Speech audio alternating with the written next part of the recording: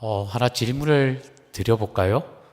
여러분들 중에 용서하지 못한 사람이 있습니까?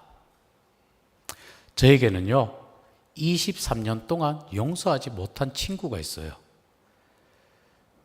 왜 용서를 못하느냐? 제가 대학교 입학을 하는가 동시에 친구가 여자친구를 소개시켜달라고 저한테 부탁을 합니다. 그래서 여자친구를 소개시켜줬어요. 여자친구를 소개시켜주고 난 후 둘이 사귀는 거예요. 사귀는 도중에 여자친구가 백혈병이 걸렸다. 백혈병이 걸려서 이야기를 하니까 제 친구가 그만 사귀는 것을 헤어지게 되는 그러한 일이 벌어집니다. 그래서 어려울 때 옆에서 힘을 줘야 되고 용기를 붙들어 줘야 되는데 친구가 헤어지는 그것이 못마땅한데 시간이 조금 지나니까 그 친구는 6개월 있다가 여자친구는 죽게 되었고 제 친구는요 그 시간이 지난 후에 청첩장을 저에게 보내주면서 결혼하게 됐다. 그 이야기를 듣고 그 청첩장을 받으니까 도저히 용서가 안 되는 겁니다. 제 마음이 불편한 거예요. 그래서 친구 모임에 명절 때 친구들이 모여서 저를 부르면 가려고 하는데 그 친구가 있다라는 얘기를 듣고는 저는 나가지도 않고요. 그 친구가 저한테 잘 지내냐라고 문자를 연락이 오면 연락도 안 받고 저는 그냥 그 친구를 용서하지 못하는 용서를 도저히 할 수가 없어서 계속 피해 당했습니다. 근데 이번 여름 성경학교를 우리 유치위와 유치부 여름 성경학교를 준비하면서 용서에 대해서 말씀을 묵상하는 가운데에 저에게 23년 동안 그 용서하지 못한 그 친구를 용서해야 되겠다라는 마음이 들게 되었습니다. 오늘 본문에 보면요, 베드로가 예수님께 질문을 합니다. 주여, 형제가 내게 죄를 범하면 몇 번이나 용서하여 주리이까? 7번까지 하오리이까? 라는 그 베드로의 질문에 예수님께서 뭐라고 말씀하시느냐? 7번을 70번까지 해라. 언제 우리 이 질문을 봤을 때에 저 또한 그런 것 같습니다. 저 또한 한 번이나 두 번은 용서할 수 있지만 같은 죄를 범하면은 계속 용서를 해야 될까? 사과하지도 않는 사람을 용서를 해야 될까? 내 마음 깊은 곳에 상처를 준 그 사람도 내가 용서를 해야 하나? 라는 그러한 생각이 드는데 베드로는요, 자신이 매우 관대하게 제시를 하죠. 그 당시에 유대교의 랍비들은요, 같은 죄를 3번까지 용서를 하라라고 가르치는 경우가 많았습니다. 그런데 베드로는 그것보다 2배 더 많은 7번을 제시를 합니다. 7이라는 수는요, 완전수입니다. 그래서 그는 예수님께 7번까지 용서한다 해야 합니까? 라고 물었을 때에 예수님으로부터 칭찬받을 것을 생각을 하였는데 예수님께서는 그렇게 말씀하지 않고 7번뿐 아니라 7번을 70번까지 해라 라는 이 말씀을 듣게 됩니다. 이 말씀은 정확히 490번까지도 용서하고 491번째부터는 용서하지 마라, 안 해도 된다라는 그러한 뜻이 아니라 용서의 횟수를 계산하지 말라라는 겁니다. 용서를 장부에 기록하면서 오늘이 몇 번째더라? 세지 말라는 거예요. 하나님의 은혜를 받은 사람은요, 용서가 삶의 태도가 되어야 한다는 것입니다. 제가 우리 오늘 말씀을 통해서 드리고 싶은 말씀이 바로 이것입니다. 나는 용서받은 사람이다. 저를 따라해 볼까요? 나는 용서받은 사람입니다. 아멘. 용서는요, 다른 사람을 보는 데서부터 시작되는 것이 아니라 나 자신을 먼저 돌아볼 때 내가 하나님으로부터 받은 은혜를 깨닫는 것에서부터 시작되는 것이 바로 용서라는 것을 오늘 말씀을 준비하면서 알게 되었습니다. 내가 용서받은 사람이라는 그 사실을 알았을 때에 비로소 다른 사람 또한 용서할 수 있다. 오늘 본문의 23절과 24절에 이렇게 말합니다. 함께 말씀 봅니다. 시작. 그러므로 천국은 그 종들과 결산하려 하던 어떤 임금과 같으니 결산할 때에 10,000달란트 빚진 자 하나를 데려오매. 아멘. 예수님께서 이제 비유로 한 임금과 종을 비유로 이야기를 합니다. 임금은요, 종들과 함께 결산을 합니다. 결산의 날이 되자 10,000달란트 빚진 자가 임금 앞에 끌려오게 됩니다. 10,000달란트는요, 당시 화폐적으로 정말 상상할 수 없는 금액입니다. 한 달란트가요, 한 노동자가 6,000일 동안 일해서 받을 수 있는 그 품삯에 해당됩니다. 그러면 10,000달란트란 것은 얼마일까요? 한 사람이 수천 년을 일해도 갚을 수 없는 액수라는 것이죠. 어마어마한 액수라는 것입니다. 예수님께서 이 종, 열심히 일하면 언젠가 빚을 갚을 수 있는 그 사람이 아니라 약간의 시간을 더 얻었다 하더라도 그 빚을 해결할 수 있는 형편이 있는 사람이 아니라 스스로의 노력과 능력으로 절대 빚을 갚을 수 없는 절망적인 사람이죠. 이 종이 바로 하나님 앞에 서 있는 우리의 모습이 아닌가. 우리들 또한 하나님께 갚을 수 없는 죄의 빚을 진 사람입니다. 하나님을 사랑하기보다 내 자신을 사랑했고 하나님의 뜻보다 내 욕심을 채우기에 앞섰던 우리들, 사랑해야 할 사람을 미워하고 용서해야 할 사람을 마음속으로 정죄했던가 하면, 선을 행할 기회가 있었지만 외면하고 감사해야 할 순간에도 불평을 했던 우리들의 모습이 아닌가. 사람들과 비교하면 나 자신은 괜찮은 사람처럼 보일 수도 있습니다. 큰 죄를 짓지 않았다라고 생각할 수도 있죠. 그러나 거룩하신 하나님 앞에 선다면요, 우리의 죄가 얼마나 크고 얼마나 깊은지 드러난다는 것입니다. 사람은 우리의 겉모습만 보지만 하나님께서는 우리의 마음과 생각, 숨은 동기까지 하나님께서는 보고 계신다. 오늘 비유는요, 먼저 다른 사람의 빚이 아니라 나의 빚을 먼저 보라라는 것입니다. 저 사람이 내게 무엇을 잘못했는가 묻기 전에 나는 하나님 앞에 어떤 사람인가를 먼저 바라봐라. 나는 10,000달란트 빚진 자처럼 하나님으로부터 용서가 아니면, 하나님으로부터 용서받지 않으면 나는 살아갈 수 없는 사람임을 먼저 알아라. 25절 말씀에 보면 종에게는 갚을 것이 없었습니다. 임금은요, 그 몸과 아내와 자식과 모든 소유를 다 팔아서 그 빚을 갚게 하라고 명합니다. 이것은요, 반드시 죄에는 반드시 대가가 따르고 결산의 날은 분명히 다가온다는 것입니다.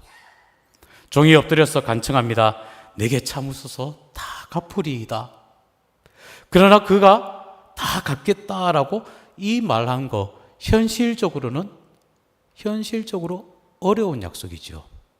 10,000달란트는 아무리 시간을 주어도 갚을 수가 없습니다. 그리고 그가 어떻게 해서든 그 시간을 넉넉히 준다 할지라도 그것을 갚을 방법이 없는 엄청난 금액의 빚이죠. 그런데 그가 어떻습니까? 내가 갚겠나이다.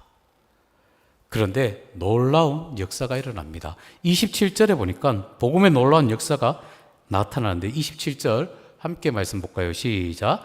그 종의 주인이 불쌍히 여겨 놓아 보내며 그 빚을 탕감하여 주었더니, 여기서 봐야 될 것은요, 불쌍히 여겨라는 단어입니다. 종은요 시간을 달라라고 요청합니다. 그러나 임금은 시간을 더 주는 것보다 훨씬 더 큰 은혜를 베풀게 되지요. 어떠한 은혜? 모든 빚을 다 탕감해 주겠다.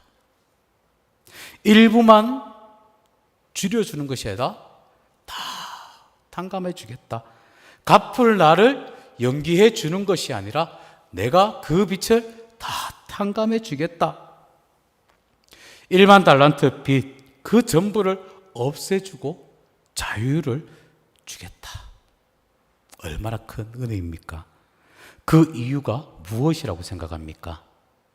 종에게 갚을 능력이 있어서가 아니라 종이 특별히 선을 행한 사람이 아니라 성경은 분명히 얘기합니다. 주인이 그를 불쌍히 여겨 탕감했다라고 오늘 본문에 말씀을 하고 있습니다. 탕감의 근거는요, 종의 능력이나 자격이나 그러한 것이 아니라 바로 주인의 긍휼이 있었던 것이죠. 우리의 구원 또한 마찬가지입니다. 하나님께서 우리를 용서하신 것, 우리가 용서받을 자격을 갖추었기 때문에 아니죠. 우리가 선을 행해서가 아니죠. 오직 하나님께서 우리를 불쌍히 여기셨기 때문입니다. 에베소서 2장 4절에서 5절에 이렇게 말하는데 함께 말씀 봅니다. 시작. 긍휼이 풍성하신 하나님이 우리를 사랑하신 그 큰 사랑을 인하여 허물로 죽은 우리를 그리스도와 함께 살리셨고 너희는 은혜로 구원을 받은 것이라. 아멘. 우리는 허물로 죽어 있었습니다. 죽은 사람은 스스로 살아날 수가 없지요. 그러나 긍휼이 풍성하신 하나님께서 우리를 사랑하시고 우리를 살려주셨습니다. 용서는요, 값싼 일이 아니죠. 오늘 말씀해 보면 임금이요, 빚을 다 탕감해주면 그 손실 누가 가질게 될까요? 임금이 떠안게 됩니다. 종에게는 빚이 없다고 해도 그 빚 자체가 저절로 없어지는 것이 아니라 누군가는 그 값을 감당해야 한다는 것이죠. 하나님께서 하나님의 용서 또한 아무런 대가 없이 이루어진 것이 아니죠. 우리가 갚지 않는 그 죄의 값을 누가? 예수님께서 대신 담당하셨습니다. 하나님은 우리의 죄를 가볍게 여기지 않으셨기에 독생자를 십자가에 내어주셨고 우리를 너무너무 사랑하셨기에 그 아들을 대신 죽게 하셨습니다. 우리는 이 은혜를 날마다 기억해야 할 것입니다. 그리고 십자가 앞에 서면 자랑할 것이 우리는 없어야 할 것입니다. 목회자인 저도 그렇고요. 장로님, 권사님, 집사님, 모든 분들 우리 다 용서받은 죄인입니다. 믿음 생활을 오래 한 사람이든 그렇지 않는 사람이든 모두가 같은 보혈의 은혜로 구원을 받은 우리라는 것입니다. 그러니 우리는 서로 자랑하는 것이 아니라 나는 용서받은 은혜를 받은 자로서 감사하며 나아갈 수 있는 여러분들이 되어야 할 것입니다. 용서받은 사람은요, 겸손한 사람입니다. 나 자신을 돌아보기 때문에 나는 저런 사람이 아니야 라고 말하기 전에 나도 나 같은 죄인 또 주님의 은혜로 이렇게 살아왔어. 나 자신을 돌아볼 수 있는 겸손한 사람이고 또한 용서는요, 십자가에 완성하신 그 예수 그리스도의 구속으로 확정됐다라는 그 믿음을 가진 사람입니다. 하나님께서 탕감하셨으니 우리는 자유인이죠. 죄에 억눌려 있을 필요가 없습니다. 더 이상 죄의 빚에 눌려 살 필요가 없다는 것입니다. 우리는 용서받은 자로서 기쁨과 감사함으로 누리며 삶을 살아가야 할 것입니다. 그렇다면 28절 이하에 이제 탕감받은 1만 달란트 빚진 자가 탕감을 받은 후에 또 반전이 나오게 됩니다. 분위기가 바뀝니다. 28절 말씀 볼까요? 함께 말씀 봅니다. 시작. 그 종이 나가서 자기에게 100데나리온 빚진 동료 한 사람을 만나 붙들어 목을 잡고 이르되 빚을 갚아라 하매 1만 달란트 탕감받은 종이요 밖으로 나가니까 자기에게 100데나리온을 빚진 동료를 만나게 됩니다. 100데나리온요? 그것 또한 하찮은 돈이 아니죠. 노동자가 100일 동안 일해야 할 수 있는, 벌 수 있는 그러한 돈입니다. 그 돈, 갚아야 할 책임이 있죠. 근데 100데나리온은요, 1만 달란트와 비교가 되지 않은 금액입니다. 1만 달란트가요, 100데나리온의 약 60만 배가 되니까 예수님께서는 이 엄청난 차이를 통해서 하나님께서 우리에게 용서하신 죄와 다른 사람이 우리에게 지은 죄를 비교하게 하십니다. 어떻게? 동료는요, 엎드려서 나에게 29절에 보니까 나에게 참아주소서 갚으리이다 라고 간청을 합니다.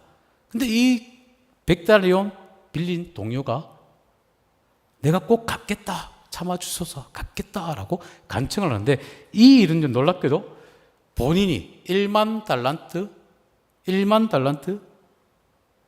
빚진 자가 임금에게 내가 참아주소서 내가 갚으리이다 비슷한 대목이죠. 자기는 조금 전 1만 달란트 빚을 졌고 임금 앞에 참아주소서 내가 갚겠다라고 간청을 해서 풀려나게 됐고 탕감을 받게 되었는데 그 모습을 떠올릴만 또 한데 길 밖에 나오니까 나에게 100데나리온을 빚진 자 용서하는 그 마음이 없고 그 빚진 자를 용서를 허락하지 않았습니다. 그를 감옥에 가두고 빚을 갚도록 합니다. 그런 임금의 용서는 받았지만은 그 용서의 마음이 그거는 들지가 않았죠. 빚은 탕감받았지만 은혜의 사람이 되지는 못하였습니다. 그래서 어떻게? 에베소서 4장 32절에 보니까 이렇게 말합니다. 에베소서 4장 32절 함께 말씀 봅니다. 시작. 오직 너희의 심령이 새롭게 되어 서로 친절하게 하며 불쌍히 여기며 서로 용서하기를 하나님이 그리스도 안에서 너희를 용서하신 같이 하라 라는 이 말씀을 에베소 4장 32절의 말씀을 상대방이 용서받을 만 한데 근데 나는 용서를 받았는데 내가 용서를 하지 못하고 그 용서의 기준이 상대방의 태도가 아니라 주님께 받은 그 은혜로 해야 되는데 용서를 하지 못하는 어떻습니까? 여러분들 하나님으로부터 용서받은 여러분들입니다. 우리들입니다. 용서받은 나입니다. 그러나 용서받은 나 잊어버리고 나에게 빚진 나에게 잘못한 사람을 용서하지 못한 경우가 있지 않습니까? 이제 동료들은요 이 일을 보고 몹시 딱하게 여겨서 주인에게 임금에게 알립니다. 오늘 본문 32절 33절 말씀 함께 봅니다. 오늘 본문 32절과 33절 시작. 이에 주인이 그를 불러다가 말라되 악한 종아 내가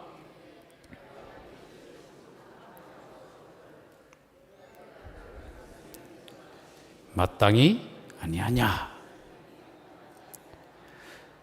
불쌍히 여긴과 같이 내가 너를 불쌍히 여겼는데 너도 동료를 불쌍히 여기는 게 마땅하지 않냐. 왜? 내가 너 동료의 빛이 없다고 말하지 않고 내가 너를 불쌍히 여겼는데 너도 그를 불쌍히 여겨야지. 용서의 핵심은요 바로 긍휼입니다. 우리가 다른 사람을 용서하지 못할 때 그 사람의 잘못만을 보게 되지요.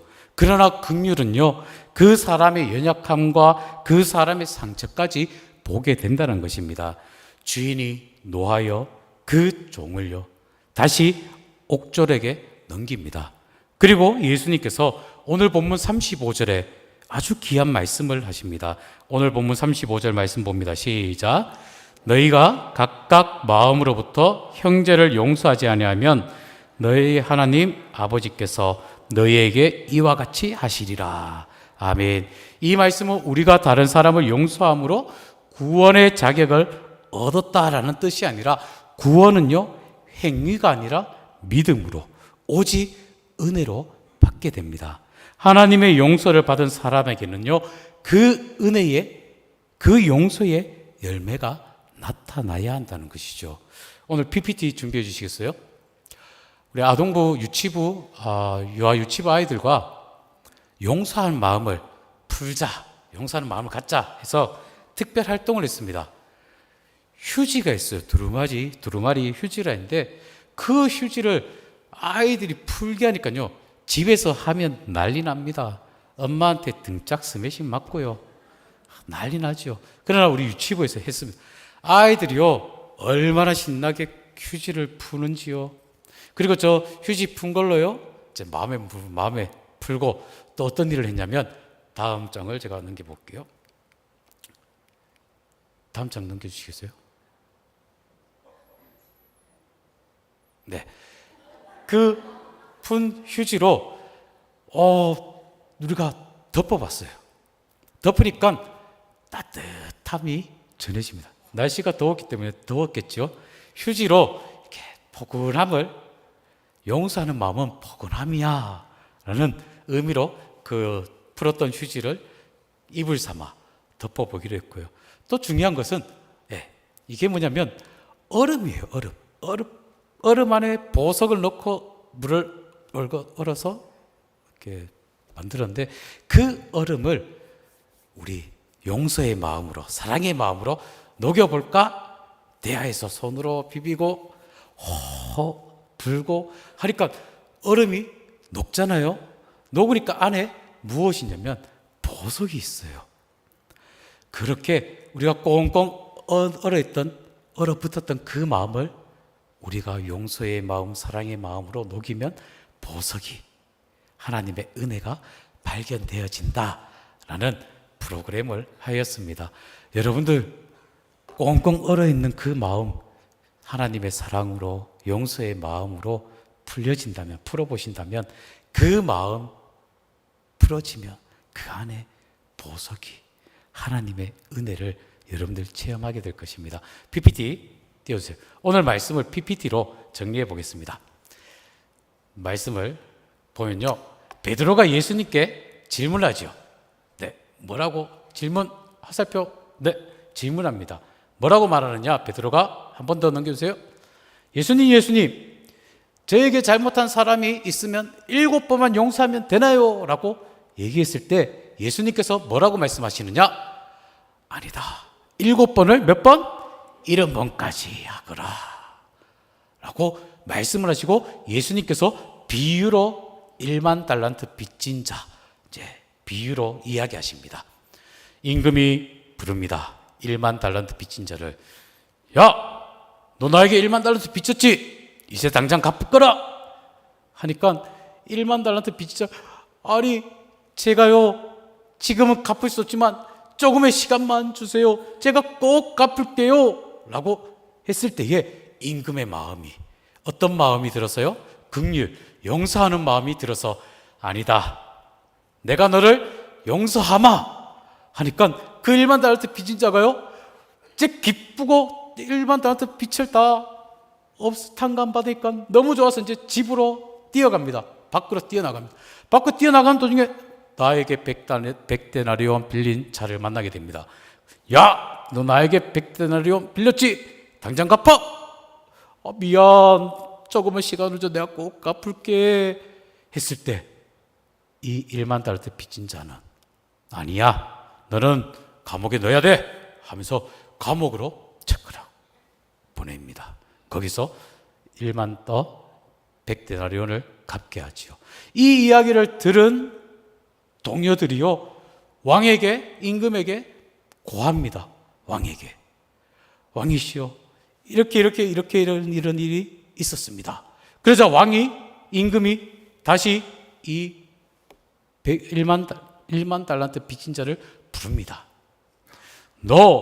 내가 너를 불쌍히 여겨서 내가 너의 빚을 탕감해 준데 너는 100데나리온 빌린 너 동료를 그렇게 감옥에 넣냐? 너도 감옥에 가거라. 오늘 말씀의 내용이죠. 네, 원하고 바라옵기는 여러분들, 나는 용서받은 자다. 하나님께서 우리의 죄를 용서해 주셨습니다. 그 용서받은 우리들 또한 우리 이웃을 용서로 다가가시고 하나님의 사랑으로 다가가시길 바랍니다. 저를 따라 한번 해볼까요? 나는 1만 달란트 빚진 자입니다. 탕감받은 사람입니다. 하나님의 긍휼로 살아가는 사람입니다. 나도 용서하며 살겠습니다. 아멘이십니까? 용서받은 마음을 마음 깊이 꼭 간직하셔서 그 은혜로 우리 이웃을 용서하고 품고 사랑하는 여러분들 삶이 다 되시기를, 그래서 꽁꽁 얼어붙어 있는 그 마음 다 녹이시고 하나님의 은혜와 사랑이 넘치는 믿음의 삶, 복된 삶을 살아가시는 여러분들 삶이 다 되시길 다시 한번 기도합니다.